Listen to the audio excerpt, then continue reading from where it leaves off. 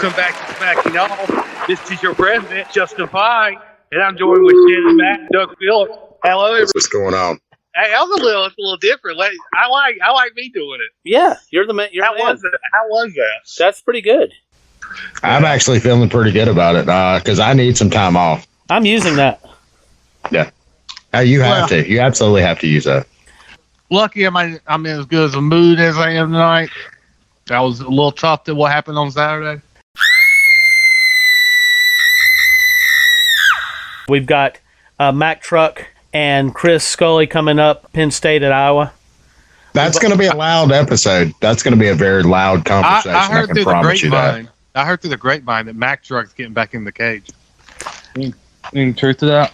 Rumors, and actually we have it by very good authority. I believe she has posted on social media that she will be re-entering the ring in an MMA contest sanctioned. I'll have to look up the name of her organization because we actually had one of their members on the line during that conversation, and just super nice folks. They actually had an event or have an event coming up here in Birmingham that.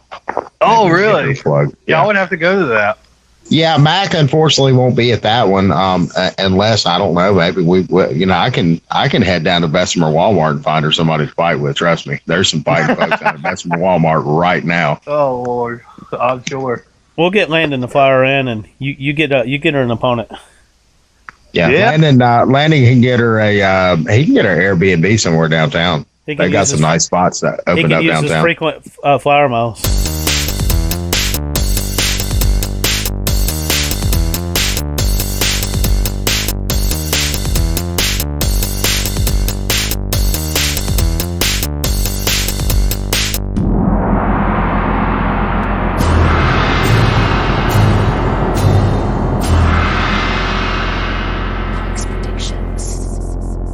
Justin, what games are looking good this weekend? Tell me about it. Ole Miss is going to beat the piss out of damn Arkansas. I guarantee you that. You think that's going to happen? Arkansas is going to be coming to this game with a chip on their shoulder. They're coming down to the Grove, and it's going to get damn ugly down there. It's going to get loud. That's going to be a loud game too. And Ole Miss is going to be pissed, man. I'm telling you. Like, this is a good. So the spread is 6. Ole Miss is -6. I'd take Ole Miss. Ole Miss will win by at least 2 touchdowns. Guarantee you that. Yeah. And Georgia's going to beat the shit out of Auburn. And Auburn might not even score. Auburn might not even score. They might get shut out too. That game is at Jordan-Hare, and Jordan-Hare traditionally in years past has been a tough place for opponents to win. Georgia. But the talent differential is so different this year. Oh wow, it's incredible. Yeah, between Auburn and Georgia, geez. We know a lot about Georgia. We're definitely going to find out something about Auburn this week. I think Georgia is by far. I don't think it's close. They're the best team in the country. Well, the best defense probably that we've seen in maybe in the last 15, 20 years. You might be right, and if everything susses out, we'll get to see that in the SEC championship game. Let's talk about that. They held Arkansas to 0 points. That's 0, incredible. None. Everybody was talking about, the Arkansas offense. An explosive offensive unit that was very well balanced. And, they shut that shit down on both sides. Even though Ole Miss didn't win, they were still moving the ball. You know what I mean? True story. Now, some people might speculate that could have been, the fact that Saban kind of took his foot off their throat when they were up 35-7. But, Yeah. I don't think starters were still in. It was a much slower paced game down toward the end. It was conservative play calling. I understand that, but you don't want to get the starters. Plenty of season left for both teams too. And also that was probably a step back to let Lane kind of air it out just a little bit to give him some kind of show. Well, listen, they came in. What the 11th, 12th ranked team in the nation. Well. Yeah, and I'm telling you, Ole Miss, you might laugh at this. Ole Miss can win out and still make the college football playoff. This is true. The one loss would be to Alabama. I don't think that's that bad of a loss. It remains to be seen whether they can do that or not. I'm telling you, we've seen it happen before, right? I'm looking at their schedule, and I don't see nobody that. Ole Miss went out? No, I've never seen it. Well, went out. Oh well. I mean, this is I've never seen Lane Kiffin we're talking about. I've never I'm telling seen you, if Ole Miss would have converted 2 out of them 4 fourth downs, they could have won the game. You know what I mean? They didn't do it, but I mean, like if they went 11-1, that would be the best Ole Miss team I've ever seen. That one with Chad Kelly, Treadwell, Kadichi, Ingram, that was the best one. But they had more losses than one. Yeah, well, see remember that Arkansas game years ago, the 4th and 26. Yep. Yeah, that's a season killer. That's a season killer. Yep, that's the one that put Alabama back into the championship game. Yeah. But anyway, and then I think after that, Ole Miss. What do y'all think about Ed O and LSU going to Lexington? I think Kentucky's going to win that. Honestly, I wouldn't disagree. No faith in LSU whatsoever. I mean, they just did get beat by Auburn at home. I wouldn't disagree. I wouldn't disagree if Kentucky hadn't just beat Florida, but that's their season. Man, Kentucky circles that Florida game every year. They always play Florida tough, but they beat Florida, so they spent themselves. I think LSU. And they usually play flat after that Florida game. Yep. Yeah, I think sometimes we get caught up in too much of the things that happened in the past. So that Kentucky team is good. I'll tell you what. If LSU goes feel some momentum there. Okay. If LSU goes up there and loses, that the Ed Orgeron talk is going to really heat up about 5 points for Ed O. Yep. I mean, I think he has to have a couple bad years coming off a national championship. No, he's got too much other shit going on, too much baggage. Yeah. Worse than Urban Meyer. And he's threatening a couple. He's threatening an alumni right after the UCLA game. What do you mean? Madden, tell the story. Well, the story goes, him and his son are on a little fishing trip down there somewhere in Louisiana, floating down the river. And as they're floating down, somebody waves at Ed, and Ed waves back, and the guy makes a remark to the effect of, hey, you better win that one next time, or you better win that next game, or something like that. A bunch of guys out on the riverbank drinking. There's Ed Orgeron. They're LSU fans. They just suffered a loss, kind of feeling some kind of way about things.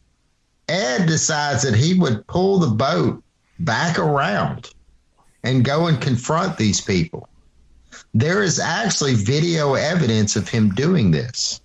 The problem is that the people that he was doing it to, when he came back over and started showing his ass, and what'd you just say to me? Say it to my fucking face. I mean, he got rude with him. I mean, he got old school rude with him. And there's video of that? There is video, but it's not floating around because the video was taken by the person that he was screaming at, and the person that's screaming at was a LSU booster. Not a prominent booster, but you know how all those boys know one another, and they're all very well connected to one another, and they all, talk and chitter chatter and drink coffee together and hang out at dinner parties. The influential money people down in Louisiana. And there's a lot of it. They're not wanting all that to spread around either, make them look bad. But at the same time, the story got out. The story's already reached the press down there. But it was met with a collective yawn, just kind of part of the narrative about, is the seat getting hotter for Ed Orgeron. And that was just kind of a funny little aside. But, man, I'm going to tell you what, they hate his guts down there right now if he's not winning.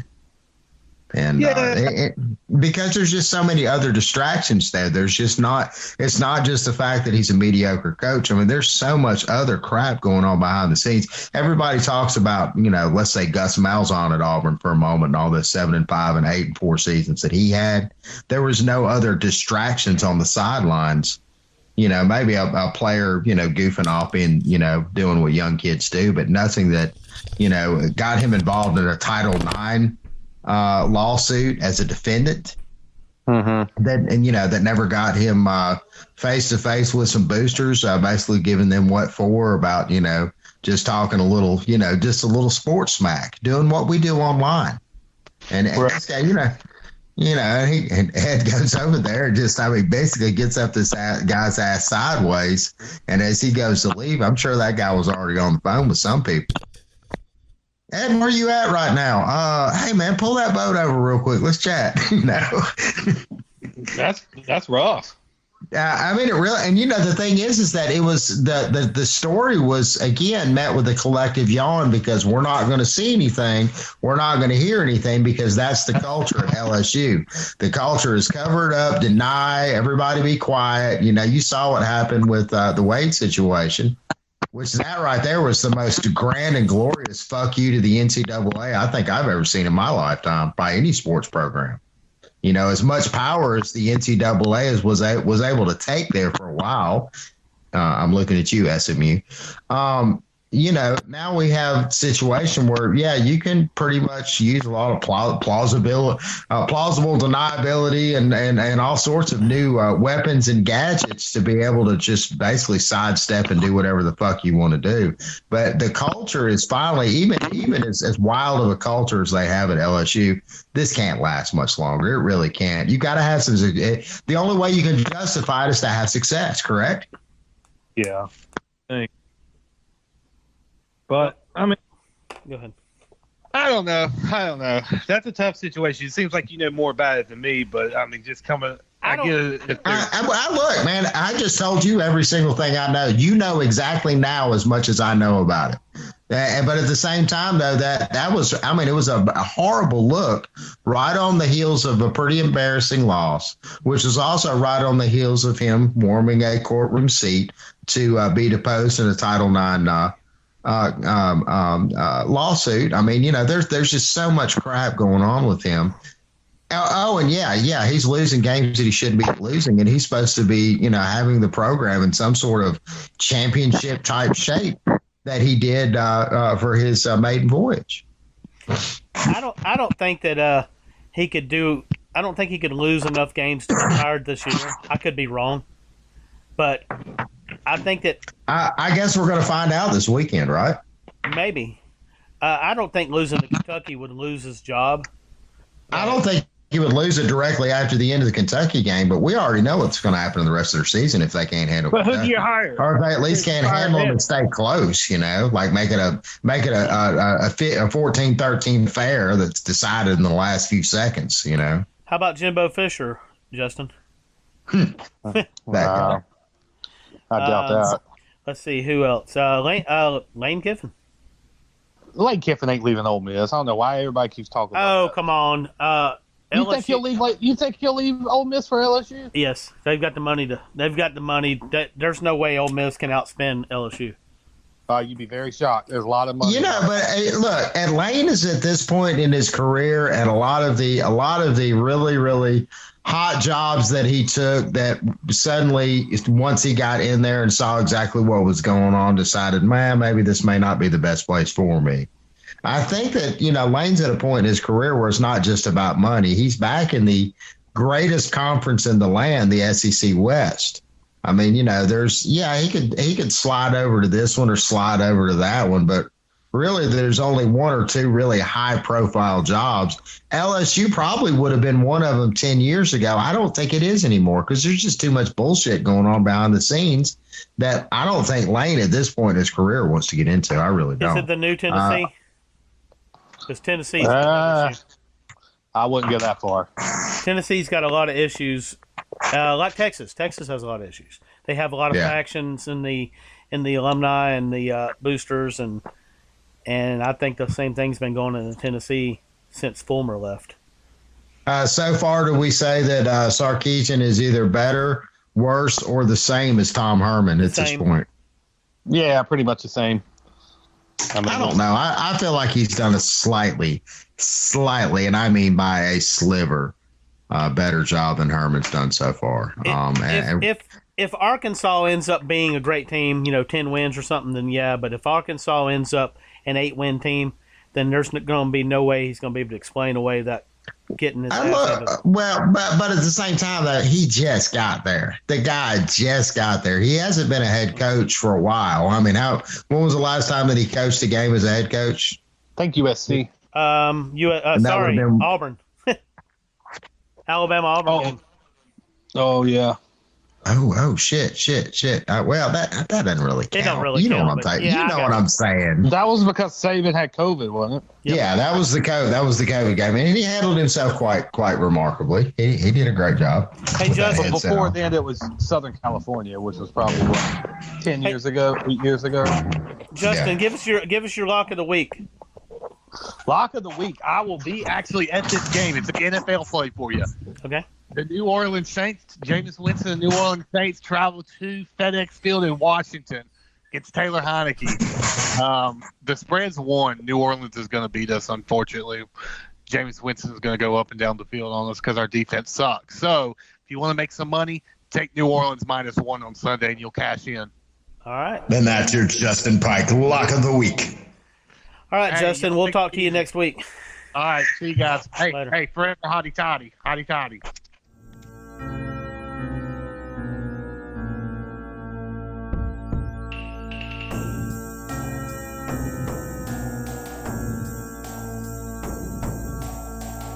Help support Smacking Off the podcast by using our affiliate links to purchase great products and services. Go to our affiliate page at www.smackology.live/support. There you will find links to awesome affiliates like Dish Network, GameStop, CBD Universe, Thrifty Car Rental, Hulu, Showtime, Curiosity Stream, VidGo, Credit Monkey, Best Buy, New Balance, Overstock.com, Amazon, and Mint Mobile.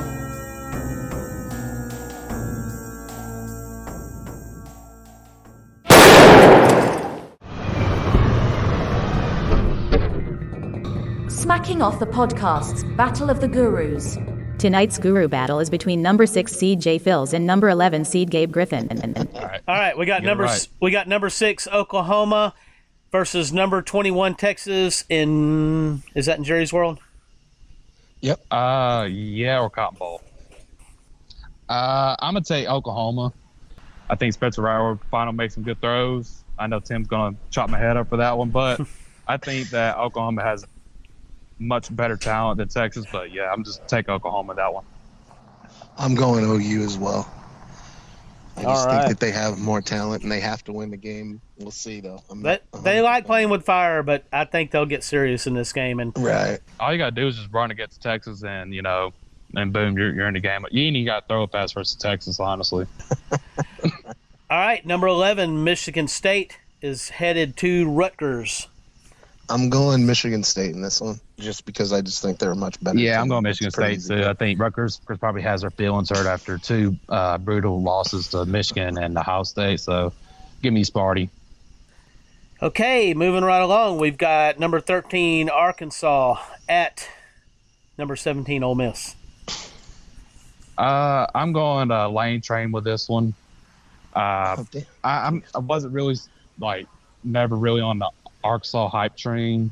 I think Matt Corral gets it done, and I think Arkansas just got exposed for their mediocrity, and they came out balling against Texas. Yeah, I'm on Ole Miss as well. I think that Ole Miss had a bad game last week. They're going to make up for it, and they're going to take it out on Arkansas. I think they beat them by 10 or 20 points. Who did they play last week? Ole Miss? Yeah. No, I'm just fucking with you, dude. I bought it. Hook, line, and sinker. Yeah, Lane made the arrogant comment of get your popcorn ready, and it was just kernels are popping for Alabama. My mouth was open. I was like, dude, I think that was supposed to be like a troll or he was trying to be cool. But for the first time, Lane looked like a fucking idiot for a minute, did he not? Hey, yeah, it was pretty bad. But Ole Miss, their defense is still hot garbage, and I would not be surprised if the Hawks get it done. Yeah, it wouldn't be shocking, but I still think Ole Miss is going to outscore them. I think Arkansas kind of just got hit with a big slap in the face, and that hurts teams. That hurts their momentum. Losing 37-0. Good. And God. Arkansas couldn't even move the ball or nothing. It was pretty brutal. And then they have to go up against an offensive jug. I mean, it's going to be a tough road for Arkansas. I'm not saying they can't do it, but I've got to go Arkansas has so far. I thought maybe we'd be separate on this one. Terrible October. Georgia took their manhood, so they gotta find their manhood before they can win another game. Okay, so we got Boise State going to BYU. Number 10 I'm going BYU. BYU in this one. Yeah, I'm going Cougars BYU. all day. the BYU, they're just got too much momentum, and I like their head coach. I don't know his name, but they play hard for him, and BYU has a ton of momentum. Give me BYU. Number 9, Michigan at Nebraska, who is basically they're starting to play now. This is crazy. I know. This is crazy. I'm going Michigan, man. Hopefully we have. This is actually an interesting game, and I would not be surprised if Nebraska wins it. You got Michigan, Jay? Yeah, I know. I'm taking Michigan, even though I'm worried about it, but I'm taking Michigan. I'm taking Michigan too. Harbaugh is This is going to be a photo finish guru battle, isn't it? Yeah, I can't believe that we're all on the same. That's crazy. All right, the unranked LSU Tigers heading to number 16 Kentucky. I'm gonna do a deep dive explanation, but you can go ahead, Jay. I'm taking Kentucky all the way here. I think LSU is an absolute disaster. Go ahead. I called LSU out months before, and I said that they were going to be a dumpster fire, and I got a lot of flack for it. But now that their best corner is now gone, Derek Stingley, I'm going Cats all the way. Mark Stoops has them boys playing hard, and I would not be surprised if they go 8-0 before. Who they? Oh yeah. They got Georgia next week, so yeah, that'll be 7-1. But yeah, I wouldn't be surprised at that. And I think that if Kentucky beats them, I am full head of steam that they pull the trigger on Ed Orgeron. I think that the administration for LSU wants Ed Orgeron gone. Yeah, he should have been gone before the season started. I told all the LSU fans repeatedly. And the same thing. They went off on me for weeks and weeks. I mean, I became a personal target. They were coming in my DMs. He actually went up on a boat, and one of the boats was like, "Hey, Coach O," and he actually ran up on the dude and tried to fight him.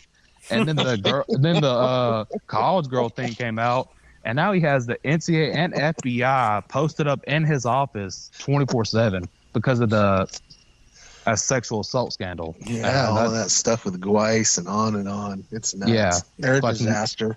Number 1, Alabama at Texas A&M. I would not be surprised if A&M doesn't win an SEC game. I ain't even gonna lie. But yeah, give me Bama 100-0. Of course, I'm taking Bama. I thought A&M was overrated from the get-go, and they proved that. Absolutely. But anyway, Bama. Utah at USC. I'm going Trojans. I'm going Utah. Okay, I think is it at Utah? It's at USC. Yeah, I mean USC did just lose to Oregon State, but yeah, give me Utah. I think they got good defense, and Oregon State proved if you got good enough defense, you can get the stops you need, and yeah, I think they'll cause enough turnovers, get a short field, get some points. I'm just happy that we have a difference here. Yes. All right, there we go. Yeah. All right. Now here's the game of the week, I guess. Penn State at Iowa. I'm on Iowa, and I've been on Iowa all week long. I think that defense and the way that they turn the ball over, it's going to be a night. I mean, it's going to be a tough road for Penn State. Should be a good game. Iowa State doesn't make mistakes. Their offense is better than people think. I mean, not Iowa State, Iowa. So I'm going Iowa all the way. I mean, it should be a great game. I'm not saying, but just I'm strong on Iowa is what I'm saying. Gabe? Too many turnovers, and Sean Clifford, he forces passes. And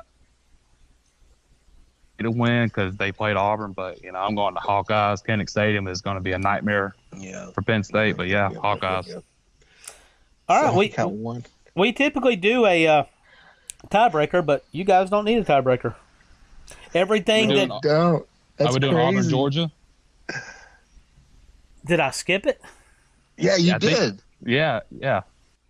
I thought that. Let me count the games here. 1, 2, 3, 4, 5. No, we missed Auburn, Georgia. All right. Yeah.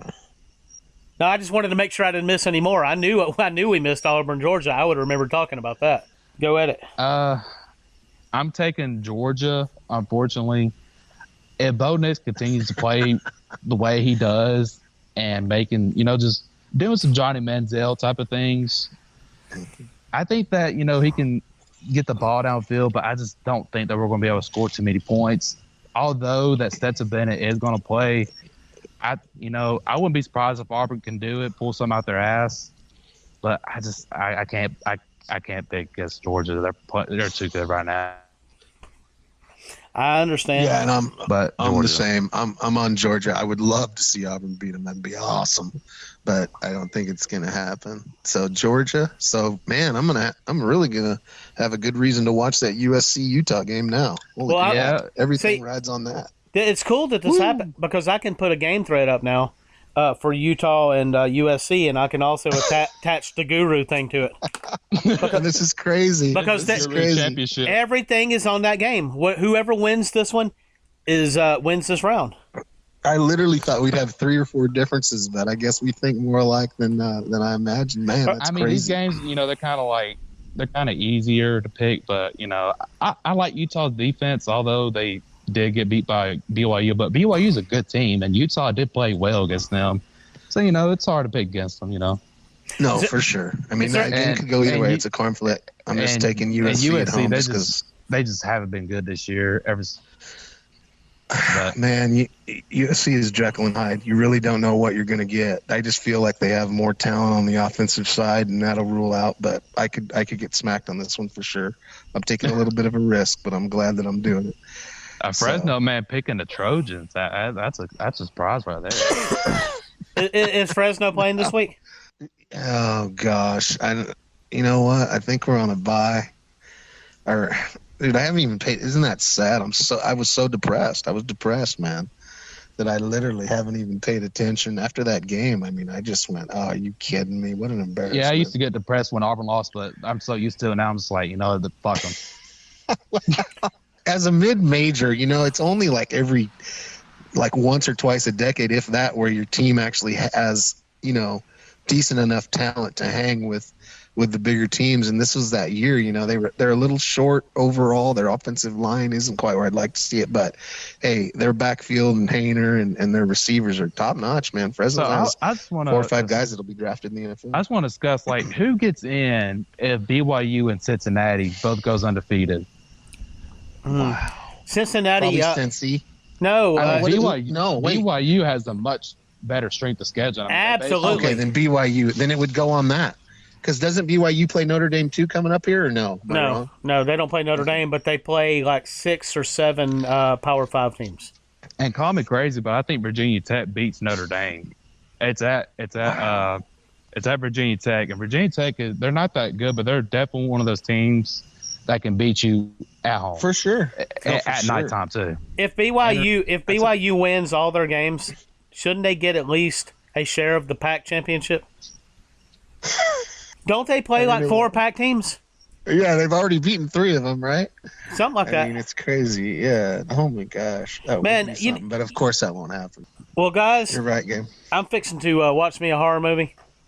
All right. And kick back and drink a beer. May the force be with both of you guys. Sweet. Good luck, Gabe. Take care, guys. All right. See you, man. Okay. Bye-bye. Here's 6 things that you can do to help support this podcast. Like, share, and comment on our videos. Buy our merchandise. Use our affiliate web links to buy great products and services from our affiliates. And tell others about our podcast.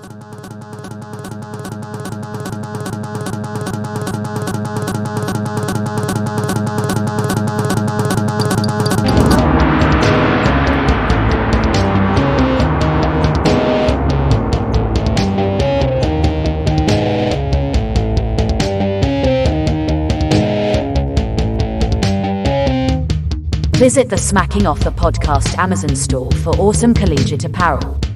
And help to support the podcast by making a purchase. Go to smackology.life/Amazon.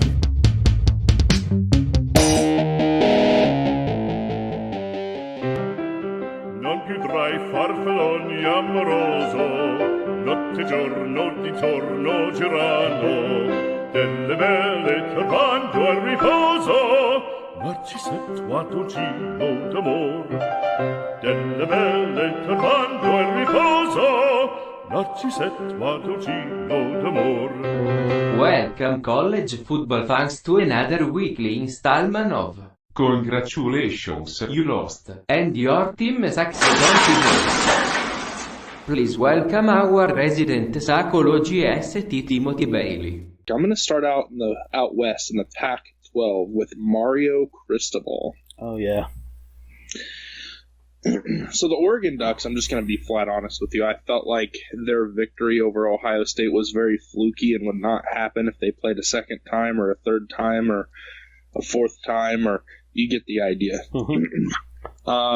Because they're just not a very good football team. They've got an average at best quarterback. They've got a defense that was supposed to be full of stars and supposed to be really good. Yeah, they have some good individual players, but they're not very good on defense at all. And they played with fire last week against Arizona on a winless, unranked team. They were fortunate to pull themselves out of the fire because Arizona's quarterback, who was a fourth stringer and a true freshman, threw several interceptions, mostly in the red area, after being able to virtually walk up and down the field between the 20s. So that's a pretty bad sign. And the game was close with 7 minutes to play, even though the score ended up indicating something different for those who didn't stay up late and watch. But anyway, you lose the game here to Stanford. Stanford is pretty average from a talent perspective. Oregon should beat this team almost every time. Not only did they trail the game at halftime by double digits, they came back and then blew the lead. So not only did they fall behind quickly, but they also blew a lead to lose the game. And so all around, I mean, I don't think this will be the last loss for Oregon this season. I'm going to be quite honest with you. I don't think it'll be the last loss in the regular season for Oregon, if I'm quite honest with you. Real quickly, have you paid any attention to Oregon State this year? I have. That may be an interesting game. It could be, yeah. They don't call it the Civil War anymore, but the Civil War was always really fun when I lived up there in the Pacific Northwest. Hey, if it's any consolation, I still call it the Civil War. It was it's a very underrated rivalry. I mean, those two sides really don't like each other, man. It's a great rivalry. It really is. The next one I got is Brian Kelly. At the end of the day, yes, it was a loss to a top 10 team, but it's a loss to a group of 5 team at home, where your team came out and they looked unprepared to start the game. They trailed the game 17-0 at halftime, throwing a red zone interception. You tried 3 different quarterbacks. Overall, it's a really uncomfortable loss for Notre Dame because it was very clear when the second half began that Notre Dame had just simply put themselves into too deep of a hole, even though they were the better team. And that's just not an acceptable way to lose at Notre Dame. And I've praised Brian Kelly several times for being a much better coach than people realize, but this weekend that was just not the case. He got out-coached, his team got outplayed, his team got out-energied, and that's just not something that happens if you have a good coaching performance. If you're if you're a Notre Dame fan, you really want Cincinnati to win out to at least make this loss look more acceptable. I guess if Cincinnati wins out and they end up toying with or actually getting into the CFP, then Notre Dame they'll be able to hold their head up a little bit better about this. I'm going to have to go with O because, you know how people make fun of Oklahoma for not winning a national championship since 2000 because it's been a long time? Yep. Well, do you want to know how long it's been since the last time Auburn had won a game in Tiger Stadium? 1999, I believe. 1999. Yep. And it wasn't even a great Auburn team either. No, there are 21-year-olds that had never seen Auburn win. There are people old enough to drink who have never seen Auburn until yesterday win in that stadium. Yep. Seriously. And they play there every other season, so it's not like it's just some rare occurrence. This isn't a great Auburn. It's not a bad Auburn team. I mean, certainly they're not bad, and I think Harson's a better coach than a lot of us wanted to admit before the season started. Certainly a better coach than Ed Orgeron. Okay, but I would agree. You build a 13-0 lead at home in an environment where your opponent has never won. These guys that are on this roster, none of them have ever seen Auburn win in this stadium. None of the players on the roster at Auburn have ever seen anyone wearing the same uniform they are win in that stadium. They're down 13-0. You have your crowd into it, and, you just fall apart down the stretch and lose. I mean, there's really no excuse for a loss like that. When you have the talent that LSU has. Certainly LSU is not a world beater this year, But they have probably the best wide receiver in the SEC right now, in Keyshawn Boutte. They've got arguably the first or second team all SEC quarterback in Max Johnson. They've got 4- and 5-star talent all over the field. They've got Elias Ricks, the number 1 defensive back from a couple seasons ago. How are you losing a game to a team that needed a complete miracle to beat Georgia Southern? Georgia State. Georgia State, same fucking difference. Let's be honest. Georgia Southern's probably better. Probably, actually, yes. You need the refs to interfere, and then you need TJ Finley to run around like a chicken with his head cut off, throw one up, and then get caught on 4th and 7 for a touchdown. Who they had to bench their quarterback, and that same quarterback that got benched took it as a challenge, obviously, and good on Bo Nix for having the right mindset about that, because it's not easy to do, get benched, get called on, and then just ball out like that. I'll give him some credit for that, but that's not a good look if you're LSU. I mean, what are you doing? How do you feel about their trip to Lexington this week? I do think this is a good opportunity for LSU to bounce back.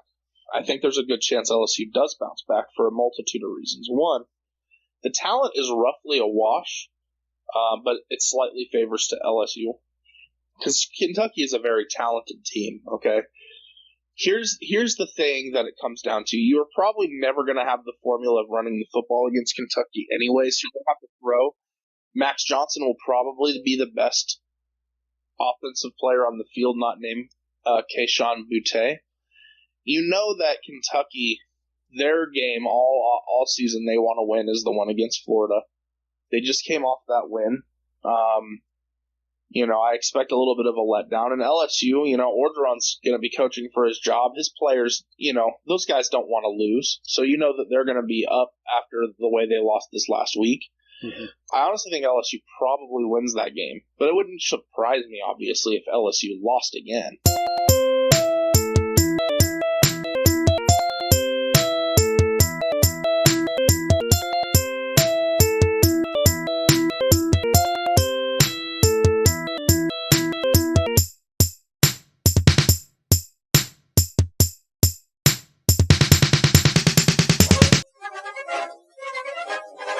Today in college football history. 44 years ago today, number 5 Texas defeated number 2 Oklahoma 13-6 in the Red River Shootout in the Cotton Bowl Stadium in Dallas, Texas.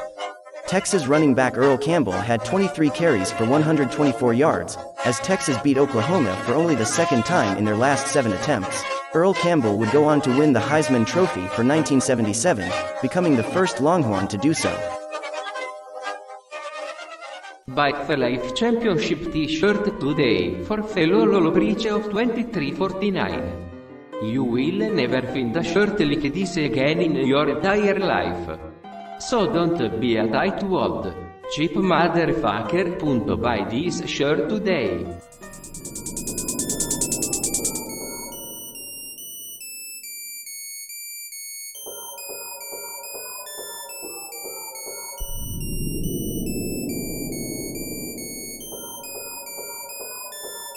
Won the biggest championship, and that's a championship of life. The Life Championship Top 10 is brought to you by Bad Month Tires. Guaranteed for the first 48 hours, but then you're on your own. Also by Doyle Hargrave Construction. He ain't fucking around, he gets shit done. Quality craftsmanship at an affordable price. Here's your lifetime for this week.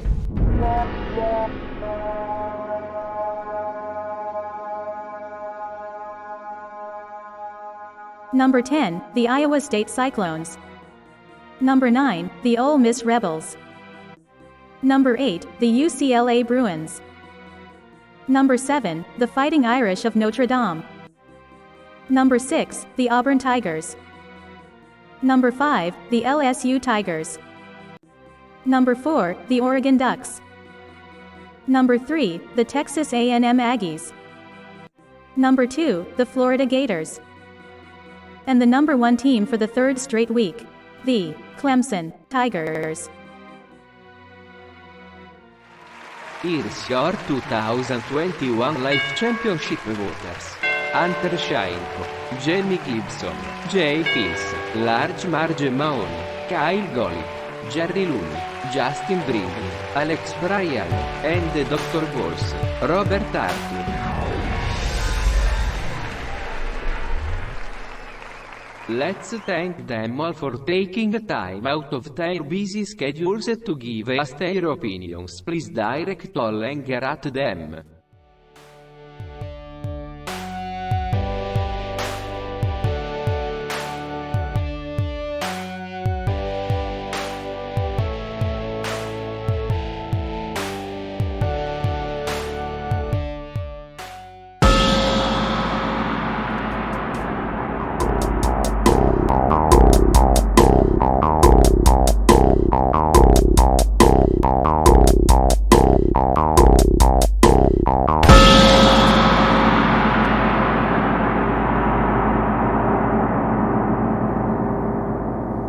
Welcome back to Smacking Off the Podcast. I'm your host, Shannon Madden. I'm joined with Doug Phillips, my co-host and producer. And we're joined with one Chris Scully. What's up, homie? We are Penn State. And we're also joined with one Mack Truck. Mackenzie Brooks, how you doing, girl? Good, what's up? Yeah, he said we are Penn State. We are going to lose if you Penn State. You're damn right. Mm-hmm. And so I'm sure you can probably guess what the two people that are going to be talking about this game that we're talking about, the upcoming Iowa-Penn State matchup. Big Ten game of the year so far. That's a big one. That is a big, big game. Let's talk about it, y'all. Go ahead, Matt. Ladies first. Yeah, Chris, you first. Ladies first. Well, since the fact that Penn State has Whitkins about what? What? Chris just officially lost cell phone reception, so I think that he should. Oh, hold on. Okay, Chris is now he just paid his bill. He just hit the button on. Okay, all right. Internet, now, so he's now, serious question, Mac. Why did Iowa not take this as a night game in Kinnick? Why did they settle for a 3:00 game? To be honest, that was kind of dumb. I think it was just the way that the schedule was set up this year, because the Iowa State game was also supposed to be a night game, and it ended up being a daytime game too. Not sure why, and I'll tell you this right now, like all bullshit, shit talking aside, College Gameday should have been in Kinnick Stadium. I'll tell you that. Should have been in Kinnick Stadium, but they cover like one game a year per team, and Iowa was already covered with Iowa State. And also they also cover like 6 games for Alabama too. Don't forget that. Roll Tide. Yeah, that's true too. Fuck Alabama, pussies. Anywho, but I agree with you. It definitely should have been a night game, but for whatever reason, there's been some really hard. I mean, amazing 12 o'clock and 2 o'clock games this year.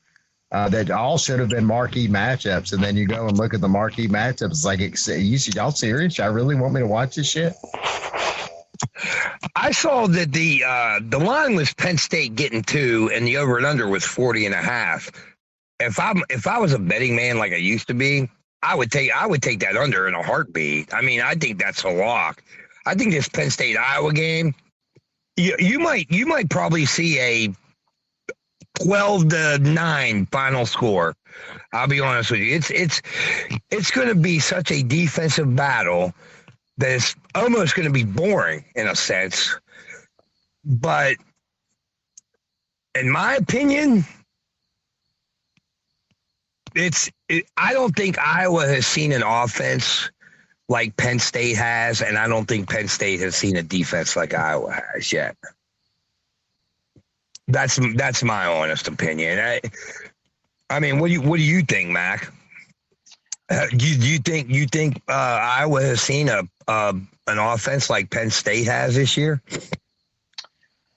If I have to be realistic, I'm going to say the closest offense that we've seen as far as high tempo, up until we play y'all on Saturday, is going to be probably a mix between the Kent State game, or not the Kent State game, but yeah, the Kent State game and Iowa State.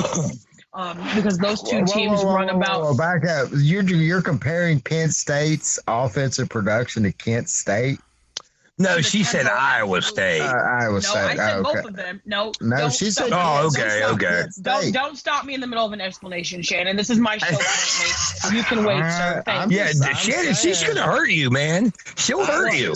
Hey, she's hurting you, man. You need to think about what she's saying for a second. Go ahead. I'm sorry. I'll back up. Okay, I'm literally speaking in terms of the tempo. I'm not talking about offensive efficiency. I'm not talking about like the actual bread and butter numbers. I'm speaking strictly just off of tempo and the fact that that Kent State runs damn near a no-huddle offense, which is pretty much the same thing as Iowa State does, which is almost the same thing as Penn State does. Penn State with a quarter has a of very the talent. Yes, exactly. Penn State has a very quick fire offense, but what Penn State doesn't seem to take, or is taking lightly, in my opinion, at least from some of the fans that I've talked to, that they don't think that Iowa's defense is going to be able to contain them, which is a complete face lie. Everybody fucking knows that. I will state this though: Iowa's offense has not seen a defense like Penn State. That I can say. And on the other side, Penn State has not faced an offense as versatile as Iowa. I mean, I have 3 running backs that pretty much go back to back to back. I have 2 tight ends who, for some reason, can't seem to be stopped very well. And Iowa always has good tight ends. There was kind of a fall off from last year. There was kind of a fall off. Our second side tight end got hurt, so it was just Sam Laporta on the one side. But now we've got Sam Laporta and Nico Reganey back together, and the tight end tandem there is disgusting. We got Tyrone Tracy Jr. at wide receiver, Ivory Kelly Martin, and Tyler Goodson, who's one of the best running backs in college football right now. I don't care who you root for. If you actually watch football, y'all motherfuckers would know that. I tell you what, Mac, I agree with you. And I'm going to say that here's the one thing about Penn State this year. Their secondary, I think, is probably top 2 in the nation. So if Iowa is going to have any kind of production, it's going to be on the ground. Plus, I'm gonna disagree with you just for the plain fact that if you haven't been paying attention, Iowa's 5-0 for a reason. They haven't just been slamming the ball down people's throats like they are traditionally used to. Okay, mind you, our running efficiency and our passing efficiency is damn near equal, which is scary to think about because everybody knows Iowa for being the power running ball football team that it is. Well, do you have a Deshaun Dawson like Penn State has? Yeah, his name's Tyrone Tracy Jr. You sure about that? I'm positive. Ain't shit you gonna tell me that's different because y'all team is streaky and you even know that. I tell you what, I think it's going to come down to 2 big factors: the turnovers, and it's going to come down to who can produce most of the big plays. I'm talking plays of 20 yards or over. This is what this game is going to come down to. I think I'm going to say Penn State has more explosive offensive players than Iowa does, but they haven't seen a defense like Iowa has. So it's gonna go down to like I said, it's gonna be a very low scoring game. It's gonna be maybe field goals or maybe one touchdown. Here's the only way I see Penn State losing: if they give up 3 turnovers. I think if they give up 1, they're okay. If they give up 2, they still might be okay. But if they give up 3 turnovers, they're not beating Iowa. Yeah, well, I'm gonna piggyback off you with just this. Okay, the Iowa defense has not let a game score get past 25 points in the past 25 games or some shit. 20 games. However, Iowa's issue, and everybody knows this, like, I'm a realist. You can just hold your fucking tongue, Scully. I'm talking. Thanks. Okay? Go ahead. I'm letting you go. I was sipping my coffee. I'm Chill. Sure. Everybody knows that Iowa has a problem with consistency. And to be honest, which is exactly the reason why I'm so shocked that we're 5-0. VidGo is not just a streaming service, it actually replaces your conventional cable or satellite package. For just $10 for the first month, you'll get 95 channels, including all of the ESPNs. And it's only $55 a month after that. You'll save a bundle with VidGo. All you need is broadband internet and a streaming device, and you're ready to go. VidGo, stream it like a pro. Go to www.smackology.life/vidgo.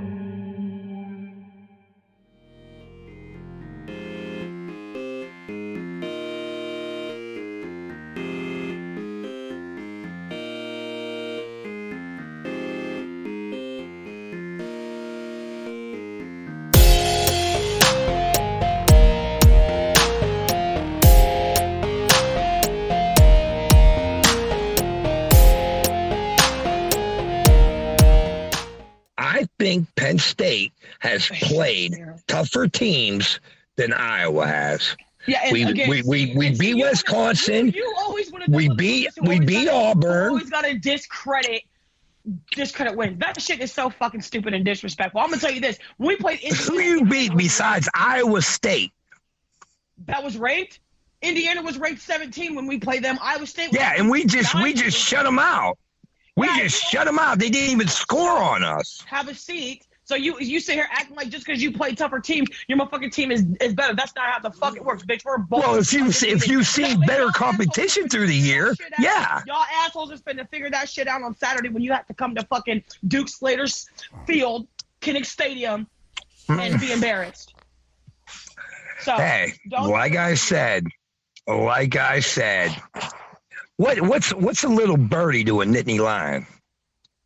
I don't know. Why don't you refer to last year's game? And right now, who has the streak? Who has the win streak on it? Between Penn State and Iowa, who has the win streak? Penn State has 2 games ahead of us. No, I believe overall we're Penn State 17, Iowa 13. But as far as right now, since you beat us last year, but it was Kobe year, so nope, I don't know. Don't do. Look, you already dug your hole. You already dug a hole talking about some discredit to win. Kobe Don't year. fucking make it any worse. Don't make it any worse.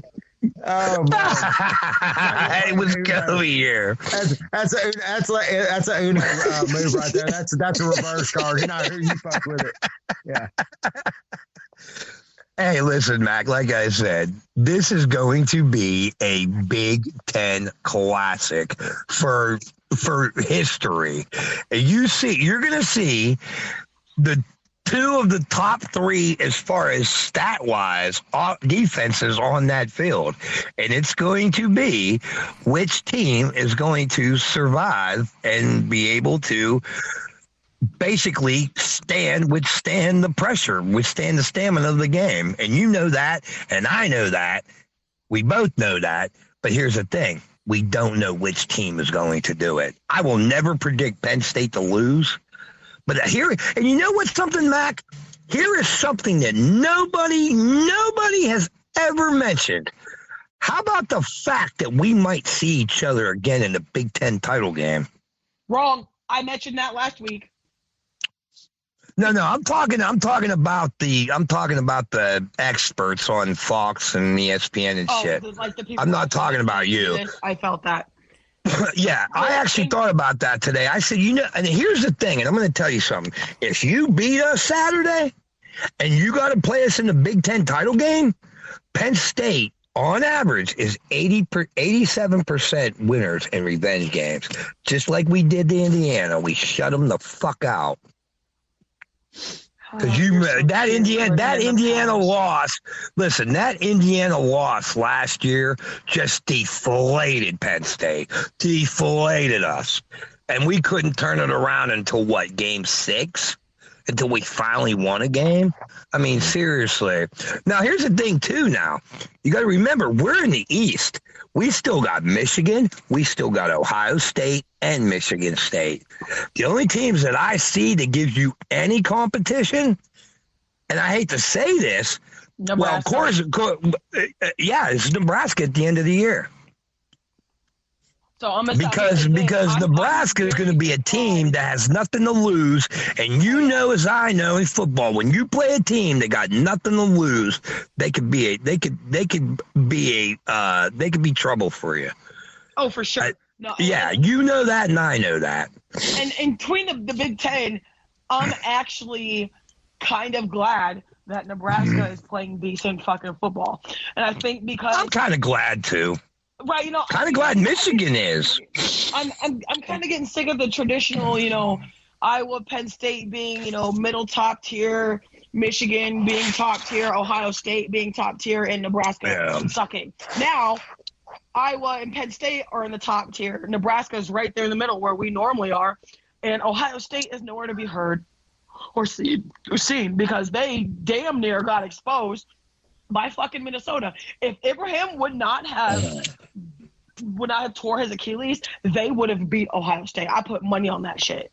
Because they would I believe you. Him. No, I believe you. It was not stopped. They had zero answer for his running game. And he's one back. He's the number one back. He's not even the two. He's not the fullback. He's the number one guy you give the fucking ball to. Well, guys, when you lose your number one, yeah, you're hurting. You lose your number one running back. Yeah, you're hurting. Let's get a score prediction from you guys. Go ahead, Mack. I want to hear your score prediction. I'm taking it's going to be Iowa 24, Penn State 21. I'm going to go Penn State 17, Iowa 12. That's a good one. I'm going Iowa 24, Penn State 24. They go into 8 overtimes, and finally they just give up and they declare tie. 8 overtimes. It'll be the only tie. It'll be the very last official tie ever in college football. Ever. It'll be immortalized. All right. Hey, is there a limit on how many overtimes before it does? And I'm just asking as a general question. Is there a certain amount of overtimes where it would go to an official tie? Not to my Chris, knowledge. I think this might be the game this year that we may find that out. Well, guys, seriously. I'm going with Tyson Fury with a 3rd round knockout. Dude, I am pumped about this matchup. I saw the commercial for it at lunch, and Helper were talking about it. Yeah, Tyson Fury. Oh man, I think Deontay's got something for that ass this time around. I don't know. I think he's cracking up. But I tell you what, Tyson Fury's going to beat the shit out of him. To be honest with you. Really? Yeah. I don't know. I mean, okay, I'm not gonna go as far as beat the shit out of him because Deontay Wilder changed up his camp. He changed up his head coach. Coaching, all that. He's actually learned how to punch. So yeah. I'm excited to see this fight, but I'm still taking Tyson Fury. That's my guy. Well, at Deontay, he's from Tuscaloosa, so we gotta roll the tide on that one. Oh, here we go. Homer. I'd love to see Wilder win the fight. I just the last fight, I don't know. It just looks like Tyson Fury has got him figured out. Yeah, you're right. I watched that fight, and it was if you were a Deontay fan, it was a tough one to watch. Yep. All right, guys. Good luck. Hey, good luck to both. Thanks for having us on, guys. I really appreciate talking to Mack. I really do. It was a great segment. Thanks, guys, so much. Y'all take care. Hey, Mack, Big Ten title game. We might be talking again. It might be. I don't see why we wouldn't, to be honest.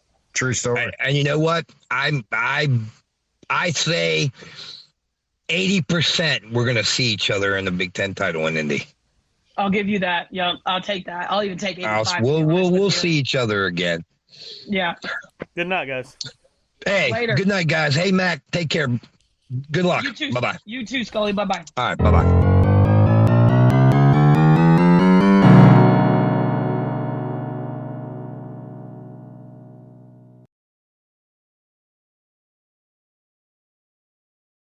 Help to support and grow our podcast by purchasing great products through our affiliate link page.